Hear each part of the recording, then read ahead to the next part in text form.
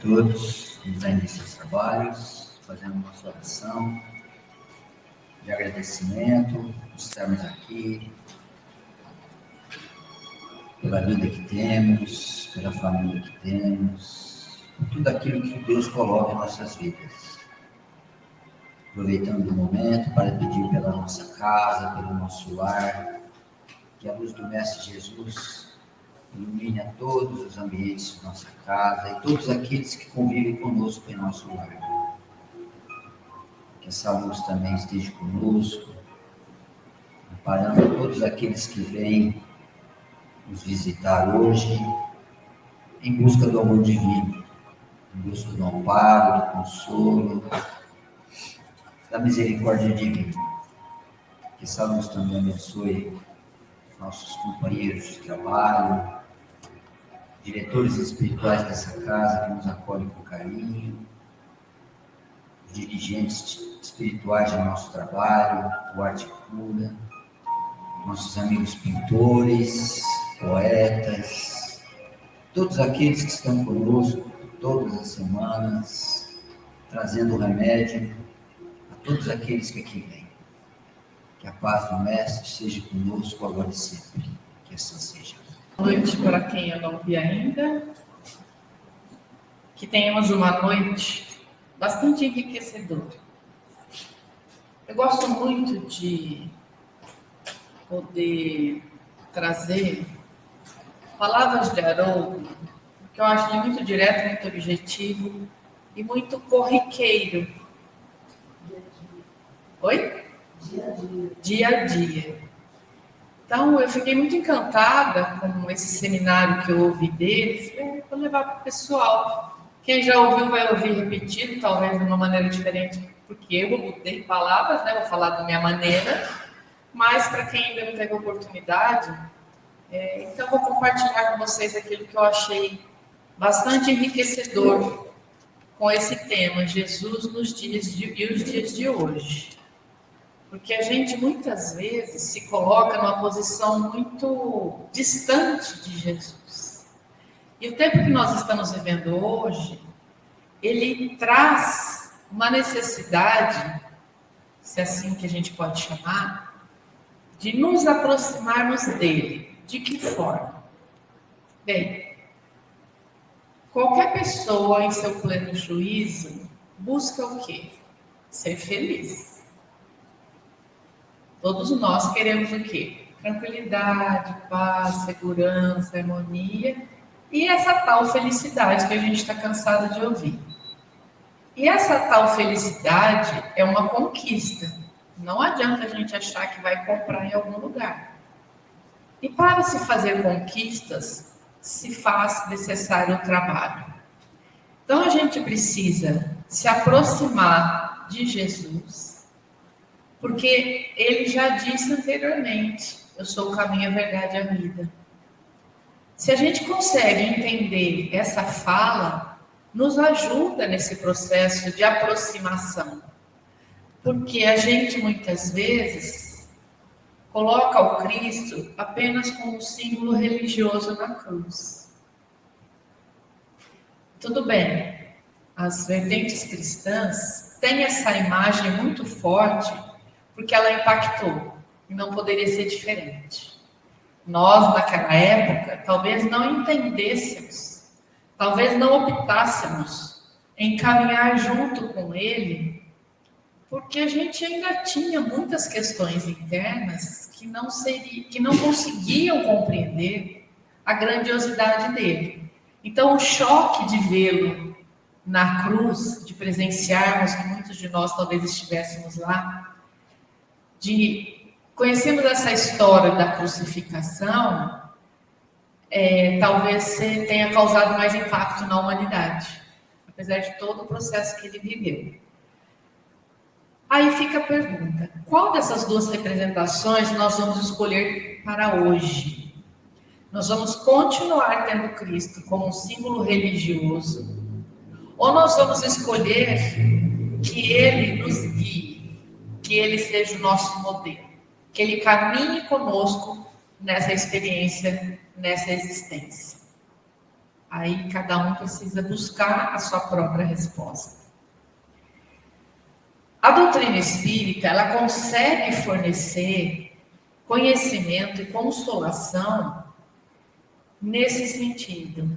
Ela traz muito claramente que ele é um modelo. Se a gente for pegar todas as obras que a gente conhece da codificação, nós vamos estar sempre em contato com Jesus, é modelo e guia.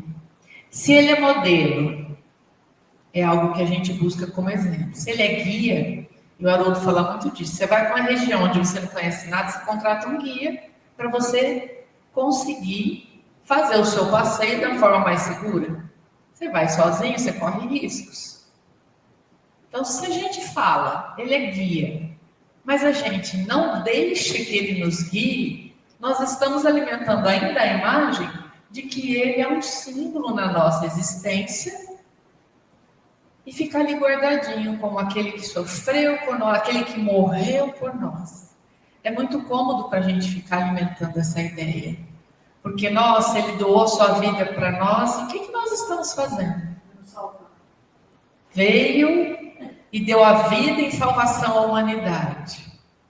Se a gente olhar para tudo que ele fez, realmente, ele veio nos salvar.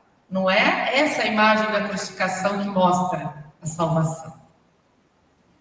Então, se ele é modelo de decisão, guia de conduta, guia de equilíbrio espiritual, psíquico, o que nós estamos fazendo? Qual dessas imagens a gente tem escolhido? Vamos aqui relembrar alguns últimos momentos do Cristo entre nós, quando ele se dirige aos apóstolos e fala assim: eu anseio muito comer essa Páscoa com vocês. Ele já sabia tudo que estaria por vir. E ele então reúne o seu apostolado, celebra, serve todos eles, esclarece, orienta, e lá no final ele fala assim: fazer isso em minha memória. O que será que ele quis dizer com isso? Ele pede que tudo aquilo que ele estava passando para os apóstolos, que eles pudessem fazer em memória do Cristo. Qual o sentido dessa fala, então, para cada um de nós? O Haroldo traz uma colocação desse sentido, bem simples, mas que talvez a gente sozinho não consiga realizar. É de resgate. Quando ele fala fazer isso em minha memória, ele está nos convidando a resgatar. O que ele quer que a gente resgate?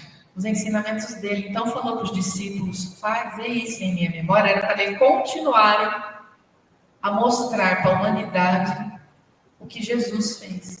Tanto que foram eles que escreveram o Novo Testamento. Não foi Jesus que deixou lá, sentou durante 3 anos, foi escrevendo o livro da vida dele, para depois mandar para a gráfica, para mandar distribuir, para a gente comprar. Não foi assim. Então, ele pede dessa forma, fazer isso em minha memória, como uma forma de resgate dos ensinamentos de Jesus, mas de que maneira? Vão pegar e vão conhecer a história do livro? Não. Nas nossas condutas e nas nossas atitudes. É isso que ele pede. Vejamos então algumas passagens no Novo Testamento que podem nos ajudar a resgatar. Se ele é o guia, nós vamos buscar na história dele os exemplos de vida, de atitudes que nos ajudem a fazer esse resgate. Bom, a primeira delas, que talvez para mim seja uma passagem que eu amo muito, é a da mulher adúltera. Então, o Cristo recebeu essa população ali, chegaram gritando, porque era a lei religiosa era a lei penal na época. Não tinha separação. E a lei falava que a mulher adúltera deveria ser apedrejada. Então aquela turba chegou, vociferando, falando. Ele então se agacha, diz o evangelista, e começa a escrever na areia. Eu fiquei pensando, eu nunca pensei por que ele estaria agachado. E o Haroldo traz uma consideração que eu acho que faz bastante, que é razoável, que faz bastante sentido, né? Ele fala que nesse momento Jesus está sereno. E o circo pegando fogo ao redor dele. E aquela gritaria, querendo apedrejar a mulher. Dessa forma, ele traz uma atitude muito interessante. Ele não permite que todo aquele conflito entre dentro dele. Então, essa ação que o apóstolo traz, de que ele se agachou e começou a escrever, a minha leitura ele estava num momento de introspecção. Para quê? Para que aquele entorno tumultuado não atingisse a ele. Fazendo um parênteses, para um linchamento acontecer, é dessa forma. Começa 1, começa 2, começa 3, e aquilo vai que nem rastilho de pólvora. Assim somos nós na nossa vida. Quando as coisas estão conflituosas, quando as coisas estão no fervo, se a gente não tiver atenção, a gente entra nesse processo, a gente perde toda a condição de análise, de tomada de decisão, de reflexão. Porque a gente passa a ser o problema. A gente não consegue separar. E o Cristo nessa hora é um exemplo muito bonito de que nós, diante do conflito, nós, diante da balbúrdia, nós, diante de um problema grande que a gente possa estar vivendo, que a gente não entre nessa vibração, para que ela não faça parte do nosso coração. Então ele fica ali, não permite que o tumulto da situação penetre no seu coração. Essa é uma primeira lição com essa passagem, que a gente aprenda a serenar. Aí, diante disso, ele fica ali, aqueles homens já sabiam da posição dele, como é que ele estava sendo visto, provocam-no novamente, dizendo o seguinte: a lei mosaica manda apedrejar, e você? Era a lei. E Jesus nunca deixou de cumprir a lei. Ele não ia fazer isso nesse momento. O que ele faz? Reflete e diz: tá bom, vocês querem apedrejar? Então vamos começar assim, pelos puros. Quem tiver nenhum erro, que atire a primeira pedra. Ou seja, ele falou: não, gente, não faça isso não. Ele não foi contra a lei. Ele devolveu o problema para quem estava tentando provocar. O que aconteceu? Todo mundo sabe, né? As pedras caíram no chão, foram saindo uma a uma de perto da mulher. Porque a gente não pode desconsiderar da energia do Cristo também naquele momento, né? Se ele se manteve sereno, imagine a vibração que ele emitiu ao redor dele e que atingiu todos aqueles que ali estavam. Ele deve ter causado um distúrbio em cada ser que estava ali, que não teve a coragem suficiente nem de falar que errava, mas a atitude de soltar as pedras foi clara. Todo mundo errava ali. Oi. Eu vi uma palestra do DJ uma vez a respeito dessa passagem. Ele é psicólogo, né? Um psicólogo famoso no Brasil todo. E ele disse que nesse momento que aconteceu foi uma verdadeira catarse. Com a vibração de Jesus e com aquela imposição serena, ele conseguiu fazer que todo mundo se avaliasse de alguma forma, baixasse a cabeça e fosse embora. E num momento muito curto, né? Então, a posição do Cristo diante daquela cena fez com que isso acontecesse mesmo, porque senão eles não soltariam as pedras. E é uma posição inteligente, porque o Cristo, se ele entrasse naquela vibração, ele estaria sendo conivente com uma atitude que não é a atitude que Deus espera de nós. Ele se omitiu em nenhum momento. Ele sabia que a mulher tinha cometido um erro, um pecado para aquela época, sabia. Daí, só tinha ficado ele e a mulher. E aí ele pergunta para ela: onde estão os seus acusadores? Bom, se tinha ficado só os dois, né? Ela poderia ter falado: está aqui na minha frente, porque ele era homem. Até onde a gente sabe, Cristo era homem. Ela poderia ter falado, é você. Mas ele tolhe aquela expectativa dela, né? Porque, com certeza, dentro dela, ela ainda tinha receio de ser apedrejada. Mas ele fala, vai, não peques mais. Ele julgou? Não. Ele sabia do erro cometido? Sabia. E o que nós fazemos? Apedrejamos. E hoje a gente apedreja com pedras? Hoje a gente apedreja com isso aqui, ó. Uma palavrinha que você coloca, uma reprodução de algo que você recebeu, você destrói a vida das pessoas. Por isso a gente precisa aprender com ele, porque ele podia ter apedrejado. Ele não descumpriu a lei, ele não julgou, e ele incentivou ela. Vai, e não erra mais. Também não foi atrás dela para ver se ela ia errar ou não. Porque essas escolhas são nossas.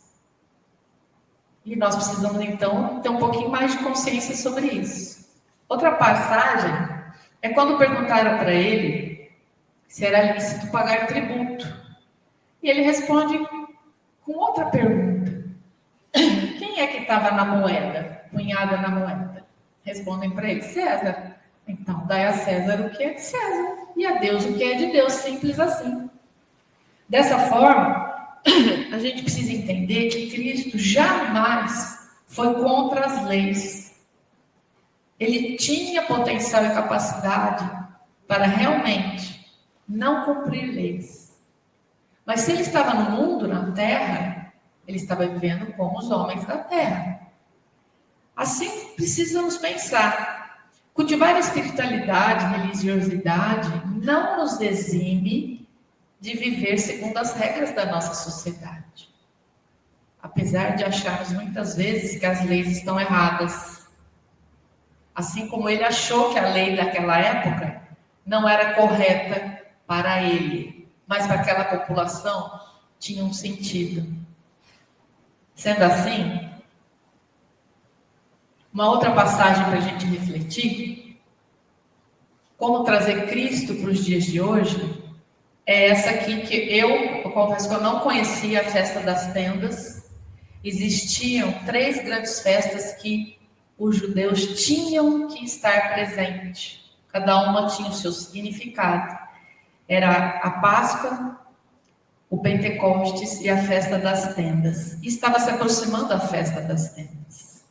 E aí Jesus então sai com todos os seus apóstolos, rumo da Galileia rumo a Jerusalém. Básico 150 quilômetros de caminhada. Depois eu vou mostrar o mapinha que eu fiquei curiosa, mas onde que é, como é? Ele vai então a caminho de Jerusalém, ele teria que passar por Nazaré, mas antes ele dá uma desviadinha, vai no Monte Tabor, onde acontece a transfiguração, e ali aparecem para ele Moisés e Elias, e ele se transfigura. Bem, aqui a gente tem desenhadinho um mapa, ele sai lá da ponta Galileia para chegar aqui em Jerusalém, dá uma desviadinha até onde tem aquele círculo, que é o Monte Tabor, caminhando. Só que lá no Monte Tabor, o Pedro fala para ele, lá vai estar muito cheio de gente, que as festas bombavam. Era muita gente. Vai estar muito cheio. Sabe o que é arma a tenda aqui? Ele se nega. Porque ele mostra para Pedro que se eu estou nesse mundo, eu vou viver nesse mundo. Eu não vou me exibir. Com tudo que ele tinha, ele jamais se negou a estar no mundo do jeito que o mundo era. E ele vai. E as estradas, gente, não eram asfaltadas não, andando a pé na terra, tá? No sol, não tinha Uber, não tinha busão, não tinha nada. Tinha solo de sandália. E ele não se nega a chegar até Jerusalém e participar dessa festa das tendas, que era uma comemoração de 40 anos do povo que caminhou no deserto e por assim, morando em tendas. Tem todo um sentido. Outra situação que nós precisamos relembrar para trazer Jesus para os dias de hoje eram as curas que Jesus fazia. Jesus curava todo mundo? Pergunta? Não. Quem ele curou? Poderia voltar a doença? Poderia. Quem ele curou se tornou um ser eterno ou veio a óbito em um determinado momento? Morreram, né? Aí vem a pergunta, por que então ele curava? Para quê? Se ele sabia que todo mundo ia desencarnar um dia. Para que ele fazia então essas curas? Ele já sabia o que ia acontecer. Jesus não curava simplesmente por curar, vou curar você. Não, você não. Eu sei que vai no seu coração, se eu não vou curar não. Ah, mas você lá eu vou curar. Ele curava, simplesmente. Conhecedores de que uns iriam rescindir, outros não. Mas que todos iam desencarnar. Então, para que ele fazia isso? Cristo não estava preocupado com as doenças do corpo. Ele estava preocupado com a humanidade, com as doenças da alma. Porque as doenças da alma são mais graves que a do corpo. E é com a doença da alma que a gente se compromete cada vez mais. Porque se você tem um problema de saúde física, você vai para o hospital, você faz uma cirurgia, você faz um tratamento, tá? E se você traz, como todos nós trazemos, algumas situações internas fortes, eu sou uma pessoa irada, eu sou uma pessoa destemperada, eu sou uma pessoa invejosa, eu sou uma pessoa que tem um egoísmo ainda muito exacerbado. Qual é o hospital que vai fazer a cura e o tratamento disso tudo? Vocês podem dar o endereço para a turma, hein, gente? Onde que está o hospital? Então, ele já sabia que curar corpo, não foi ele que disse, vós sois deuses? Vão fazer muito mais do que eu já fiz? Nós é que ainda insistimos em não entender essa fala dele. Então, ele já era conhecedor de que o que valia era curar a alma. Então, quando ele fala lá para a mulher adúltera, vai, não peques mais. Era para ela pensar nas atitudes e mudar a si mesma. Para todos aqueles que ele encontrou no caminho, isso era o que mais importava. Essa passagem da tempestade no mar é bastante intrigante. O Haroldo ele fala muito em metáfora nesse processo, né? Será que Jesus estaria dormindo no meio de uma tempestade? Ele estava sereno. Todo mundo desesperado. Quem não estaria desesperado no meio de uma tempestade em alto mar? Eu acho que eu já tinha desencarnado, só estava ali o corpinho. O barco virando para todo lado, e ele lá. Então, a história conta que ele foi acordado, né? Jesus chamaram, ele estava dormindo, chamaram ele. E eles pedem, os discípulos, para Jesus que o salvem, porque ele estava afundando naquela tempestade. Jesus então acorda, entre aspas, né? E diz para eles, homens de tão pouca fé, por que vocês estão com tanto medo? Eles estavam com Cristo no barco. Naquele momento, Cristo para eles se tornou algo como eles. Eles trouxeram a figura do Cristo como um homem comum, e Cristo não era um homem comum. Quantos Cristo já tinha feito diante deles e provado que ele tinha condições de mudar uma situação. Aí você está com a pessoa que é, vamos falar assim, exímio nadador, especialista em salvamento, e você fica gritando, sem parar, pelo amor de Deus, me ajuda. Gente, vamos conversar. Ele acerenou a tempestade, todos chegaram inteiros. Metaforicamente falando, a gente precisa também fazer isso hoje com as nossas tempestades. Quem aqui não vive tempestade íntima? Levanta a mão, por favor, que eu vou apresentar para a população o novo Cristo, a nova Cristo aqui. Todo mundo vive com tempestades íntimas.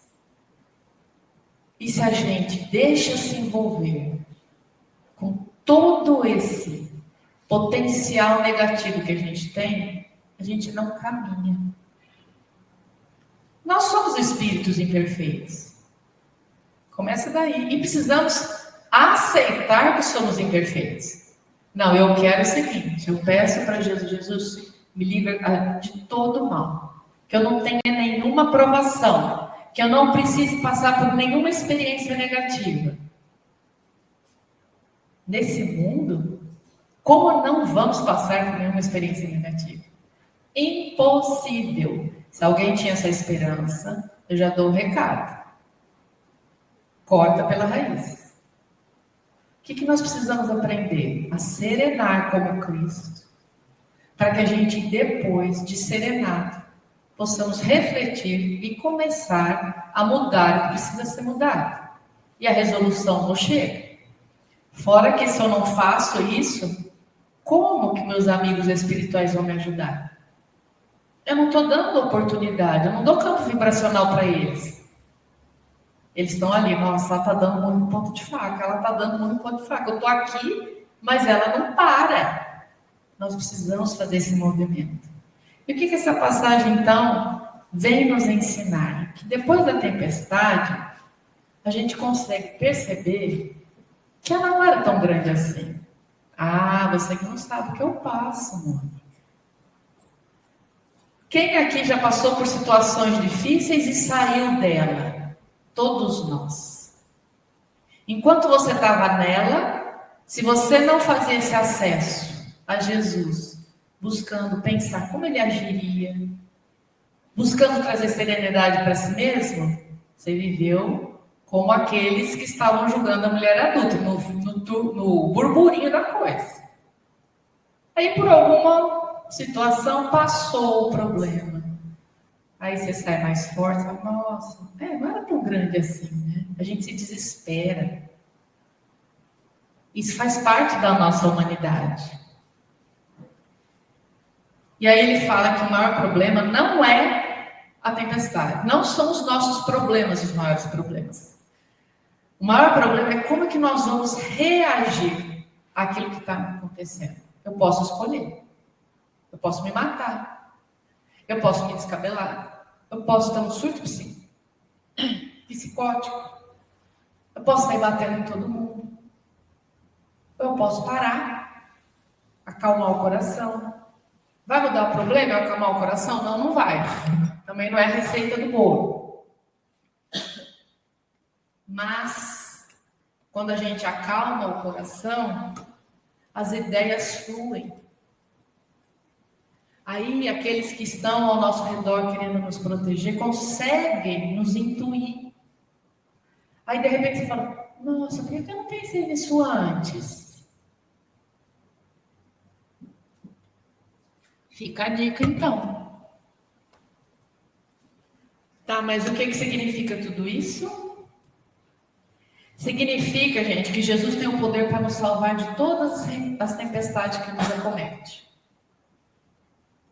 Mostra que você está sendo incoerente. Como que ele vai salvar? Não espere que ele venha. Segure na sua mãozinha e fala, amor, vamos fazer assim, assim. Não. Trazer Jesus para os dias de hoje é, conhecendo a história dele, é nos espelharmos nas atitudes dele. No contexto cristão, muitas poderão ser as nossas tempestades. Uma hora é material, uma hora é espiritual, uma hora é mental, uma hora é sentimental. E Jesus tem autoridade para acalmar a todas elas. Repito, ele não vem segurar sua mãozinha. Tudo que ele viveu já é o material para a gente acessar, para que possamos acalmar a tempestade junto dele. E chamar Jesus em oração por meio de um clamor significa confiança. Tem coisas que é comum a gente ouvir. Gente, entrega para Deus. Entrega para o universo. Porque foge da nossa possibilidade. Isso é confiar em Deus. Mas não é assim. Gente, entreguei para Deus. Eu sento e espero. Eu faço o que me cabe fazer. Confiando de que aquilo vai ser passageiro. De que aquilo uma hora tem fim. Igual quando Cristo curava as pessoas, conhecedor de que elas iam desencarnar. É isso que a gente precisa realizar em nós. E Deus, gente, ele foi tão benevolente com a humanidade, e não foi não, ele com todas as humanidades de todos os universos, que ele nos deu como referência esse homem.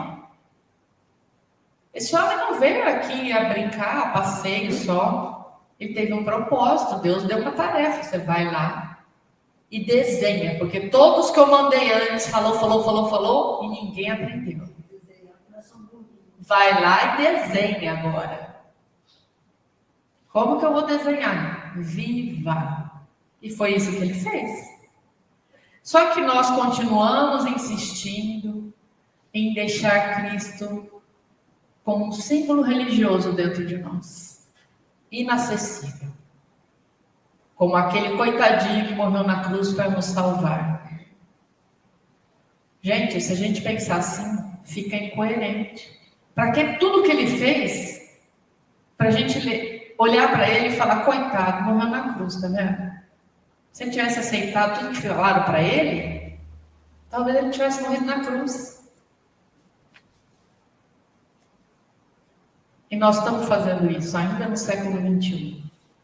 Nós estamos deixando o que Deus nos deu como um presente aqui, ó, bonitinho. A gente anda com ele no peito. Não tem aquela passagem de Gandhi? Que apanhou. E aí, que Jesus é esse? Que Deus é esse? Que Jesus... esse que você carrega no peito, é o meu sigo. Em nome disso, nós erramos muito já. Nós nos comprometemos. E aí o Haroldo continua dizendo que o Evangelho, que é o Cristo, tá? O Evangelho, gente, não é o livro. O Evangelho é o Cristo, porque o livro relata a vida dele. Então ele fala que ele não morreu naquele dia da cruz. Ele terminou toda a tarefa dele, quando ele aparece para Madalena, quando ele aparece para os discípulos. Ele foi encerrando o processo dele nessas aparições. Então, encerrar na cruz o processo que ele trouxe e viveu é enterrar, é tirar o sentido da existência dele aqui. Então ele não morre na cruz, ele aparece para Madalena, todo formoso, aparece para os apóstolos, falando que a paz seja convosco. O Haroldo é engraçado que ele fala, gente, é como se ele entrasse, gente, está tudo bem, já passou, fiquem em paz. E a gente se descabela. Jesus é referência, especialmente de convivência no trato com os outros. Estudando os evangelhos, a gente consegue entender que a ação dele era uma ação maravilhosa, independente de quem fosse. E sempre em relação ao outro, nunca sozinho. Nunca eu vou orar, me colocar escondidinho numa caverna, não. Ele trabalhava com o outro. E ele, então, nessa convivência no trato, ele ensinava a agir, ensinava a falar, ensinava a interagir e a reagir. A gente precisa se atentar para as palavras que Jesus dizia, na forma de parábolas. Até hoje a gente tem dificuldade para entender. Lá no Sermão do Monte, e parábolas são analogias, né? São metáforas que se fazia, porque se ele fosse direto, ninguém ia entender, então ele contava uma historinha para ver se a pessoa começava a refletir. Ele disse que se alguém te bater na face, dê a outra. Esquisito, né? A gente fala, mas como? Estou apanhando? Se a gente levar ao pé da letra, é isso que vem na primeira coisa na nossa mente. Mas o que será que ele queria dizer com isso, né? Se você está vivendo a violência, não retribua com a violência. Devolva na forma de paz. Se você tem uma fala agressiva chegando até você, não retribua essa fala da mesma forma. Ofereça uma fala compassiva. Se há algum comportamento de maldade te chegando, use de bondade. Essa é a outra face que Jesus nos pede para darmos. O Celso costuma dizer, não brigue contra o mal. É isso. Ah, mas não é justo. O que é justo? Se a gente fosse pegar o livro da nossa vida, que é feito de várias existências, talvez falar não é justo comigo não existisse. Mas a gente não tem condições de ter o livro da nossa vida.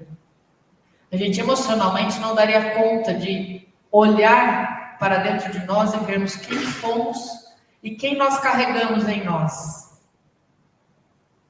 Porque nós carregamos. Nós somos uma legião, como diz o colega.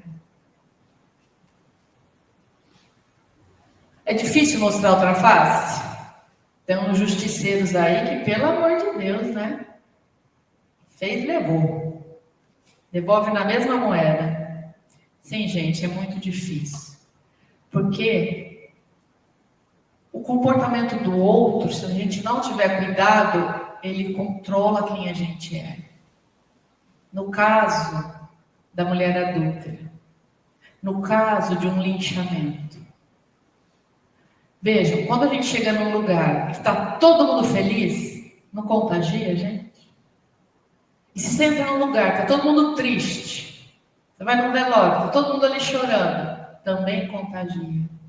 É aí que a gente precisa se colocar na posição do Cristo quando ele agachou e foi escrever no chão. Entrar num estado de serenidade, para ver o que eu posso fazer naquele momento. Porque a euforia também desequilibra. Bem, o que nós precisamos fazer é uma escolha. Até quando a nossa conduta vai depender do quanto o outro nos provoca? E está aí, em todas essas passagens do exemplo dele. Sabemos que hoje, nós estamos vivendo um cenário de desestruturação do ser humano. Isso é fato. E é comum no processo de transição. Mas a gente precisa entender que isso faz parte do processo. E não raro, todos nós temos alguém próximo que esteja passando por algum sofrimento psíquico. Todos nós. Se não é dentro de casa, é com vizinhos, é no trabalho, é na casa religiosa. Todos nós. Haja visto que nesse processo de transição, a maior doença seria a depressão. Morreria-se muito mais de suicídio do que de doenças físicas naturais. Isso já foi falado. Por quê? Porque nós não estamos trazendo Jesus para os dias de hoje. Nós continuamos deixando ele na cruz. Esse não é o propósito. Nesse livro há 2000 anos, quem não leu e pode ler, por favor, ele é um livro que detalha a crucificação do Cristo.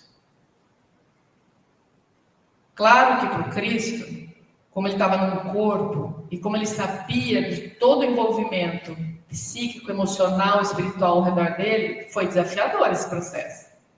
Ninguém sem consciência passaria por tudo isso rindo, não, tá tudo bem, vamos lá. Foi difícil, foi desafiador. E esse livro vem mostrando as dificuldades dele em lidar com essa situação, mas ele confiava no Pai. Confiava nesse processo, que era uma tarefa dele. Aí a gente bate o dedinho no pé da mesa, o dedinho abre, quebra, a gente fala, por que eu, meu Deus? Tudo acontece comigo. Gente, está na hora de acordar. Vejam, ele falece num dia, 2 dias depois ele aparece radiante. Ele sabia que isso ia acontecer, ele confiava, então ele se entrega àquilo que ele tinha que viver. E a nossa unha encravada nos tira do eixo. A espinha que aparece no rosto, nossa Senhora, olha. Estou falando isso porque é a nossa realidade. Essa é uma mensagem profundamente atual. Tá? É uma mensagem atual que vem num livro de uma história super antiga. E o que tem a ver com o dia de hoje? Gente, tem a ver o seguinte. Todo mundo passa dificuldade. Não tem como a gente não viver nesse mundo sem dificuldade. E quando o problema está no começo, parece que não tem solução. Você não enxerga nada, você só enxerga o problema. E quando a gente só está enxergando o problema, é porque a gente entrou naquela vibração do problema. Ele entrou dentro da gente. Aí que é o nosso erro. Nós precisamos sair, serenar, para que o problema possa ser desenhado. Peraí, mas se eu fizer assim, senão eu não vou conseguir. A gente se angustia, a gente se desespera e acha que Deus abandonou a gente. E aí o problema vai crescendo, vai crescendo. Parece que tudo está dando errado. Mas aí sabe por que tudo isso acontece? Toda dificuldade vai passar, gente. Então, se você está vendo o problema crescer, se desesperar não é a melhor solução. E quem já falava que tudo passaria? Coleguinha. Ele tinha lá no quartinho dele, para lembrar que os momentos bons também passaram. Não era só os difíceis, não. Não é muito comum a gente falar assim, nossa, que dia gostoso. Não, passou tão rápido. Aí vem o problema, gente, isso não passa. Foi uma cólica intestinal que ficou aí durante o dia. Nossa, faz 1 ano que eu tô com essa dor. Tudo passa.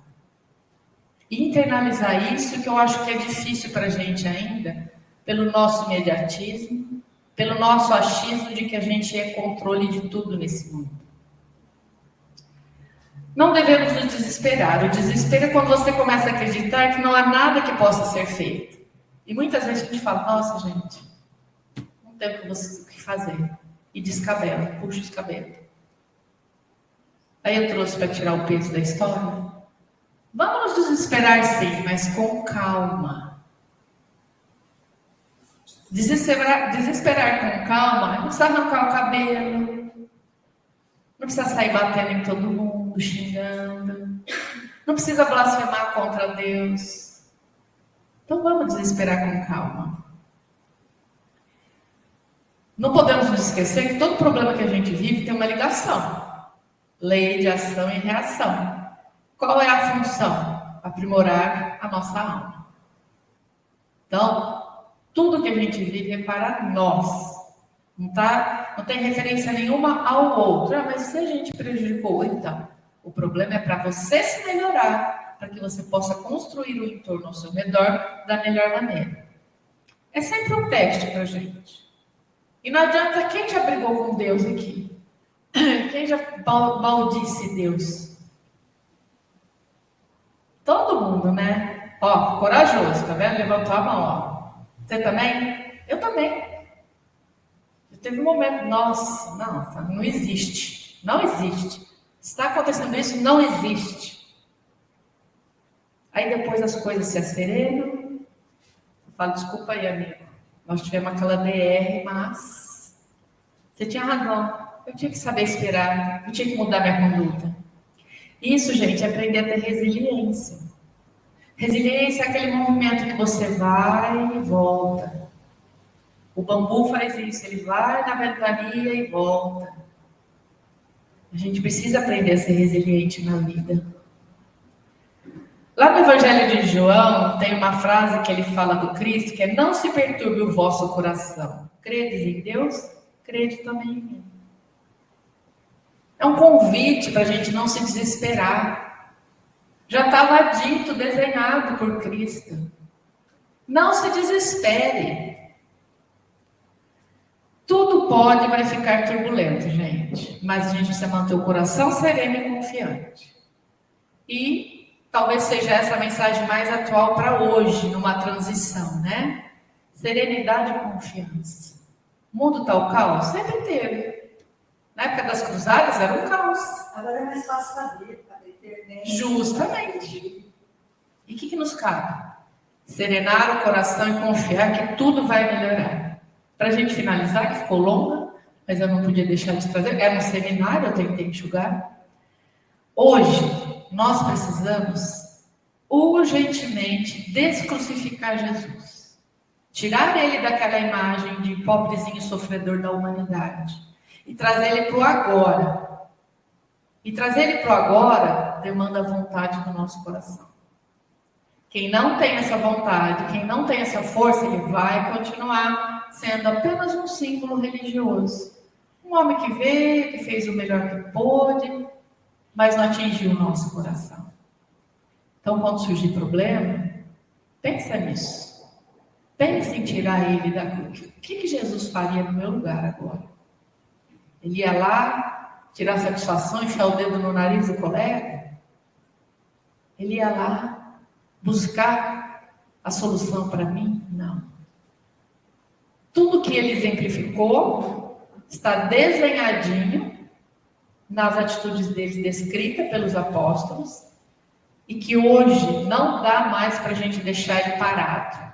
Ele quer ação. Ele não quer que a gente guarde ele. Assim como ele não quer que o seu evangelho, dito pelos apóstolos, fique guardado de enfeite numa estante. Ele quer que ele pegue o evangelho, a história dele, que você estude, que você leia, que você internalize, que você aja. Eu me empolgo com essas coisas. Mas eu espero que vocês se empolguem também.